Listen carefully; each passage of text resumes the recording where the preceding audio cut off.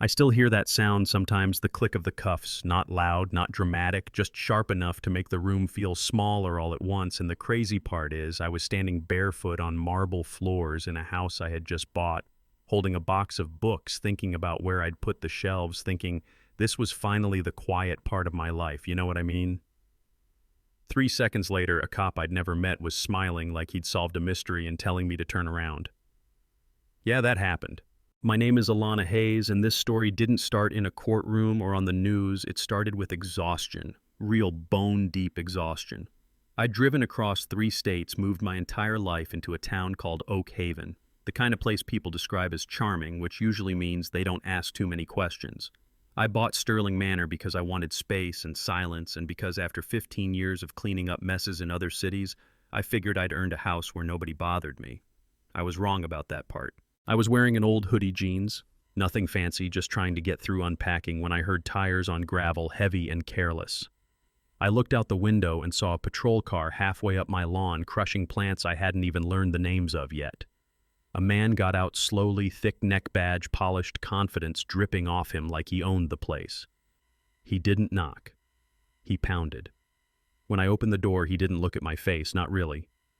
He looked at my clothes, then past me, then stepped inside like that decision had already been made in his head. Silent alarm, he said, step outside. I told him calmly I was the homeowner, that the alarm hadn't been reset yet, that I could show him the deed my ID was right there on the table. He laughed, not surprised laughter, more like bored laughter, like he'd heard this story before and already knew how it ended. This place has been on the market for years, he said. You expect me to believe you bought it? Then he grabbed my wrist, hard. Too hard, twisted it behind my back like he was checking a box. You're making a mistake, I told him. My voice dropped without me trying. Years of dealing with men who confuse authority with volume will do that to you. People like you always say that, he said, and then he slammed me against the hood of his cruiser and started stacking charges like it was a game. Trespassing, breaking and entering, resisting.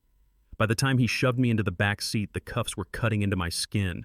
I didn't cry, I didn't yell. I memorized everything. His name, his unit number, the time on the dash, the word he muttered under his breath like he didn't think I could hear it.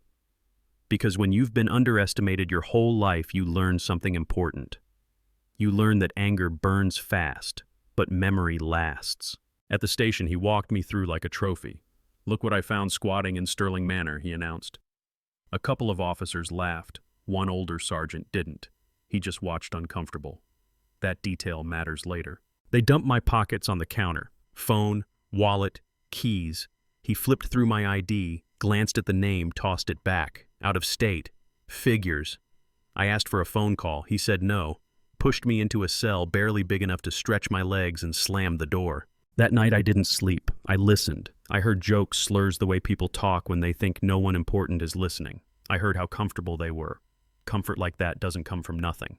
The next morning they walked me into court like the ending was already written. Same clothes, same cuffs. The courtroom was packed. People came to watch a squatter get punished. Officer Miller, that was his name, testified like he was proud. Said I looked suspicious.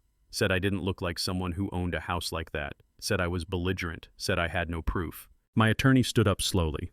Asked simple questions. Did she offer ID? Did she threaten you? Did she run? Did she fight? No, no, no, no. Then he handed the judge 2 pieces of paper, the deed, and the appointment letter. You could feel the room change, like the air got heavier. The judge read them twice, his face drained of color, because the woman Officer Miller had arrested wasn't just a homeowner. I was the newly appointed police commissioner for the entire district, effective immediately. His boss. Charges dismissed. Apologies offered. I didn't accept them, because here's the truth, this wasn't a misunderstanding. It was a system working exactly as designed. It just picked the wrong person this time. Monday morning I walked into that station in a tailored suit badge on my lapel, hair pulled back tight. Silence fell so hard you could hear phones stop ringing. I suspended all directives. I asked for records, arrests, seizures, complaints. Patterns don't hide forever if you know how to look. By noon, Officer Miller was on administrative leave. By the end of the day, the chief was sweating. By Friday, federal auditors were crawling through files nobody had touched in years. Miller didn't take it quietly. He tried intimidation, then threats, then violence. He forgot one thing, though. When you spend your whole career bullying people, you stop noticing who's watching. The rookie deputy he had mocked for years was the one who stood up when it mattered. When Miller tried to run, tried to make it look like an accident, that rookie didn't flinch. That's the difference between a real cop and a thug with a badge. By the time the FBI showed up, the house of cards collapsed fast. Money trails, shell companies, evidence lockers that didn't add up. People who thought they were untouchable suddenly very touchable. People asked me later if it felt like revenge. It didn't. It felt like correction, like balance being restored slowly, painfully, but honestly. Because the scariest part of all this isn't that one bad cop made a bad arrest. It's how many people watched it happen and thought, yeah, that checks out. So let me ask you something. Was this justice or was it just luck that the wrong woman got underestimated that day? And how many stories like this end differently because the person in cuffs doesn't have a deed or a lawyer or a title waiting in their back pocket? Tell me what you think. Share your story if you've lived something like this. Because these conversations, uncomfortable as they are, that's how things actually change.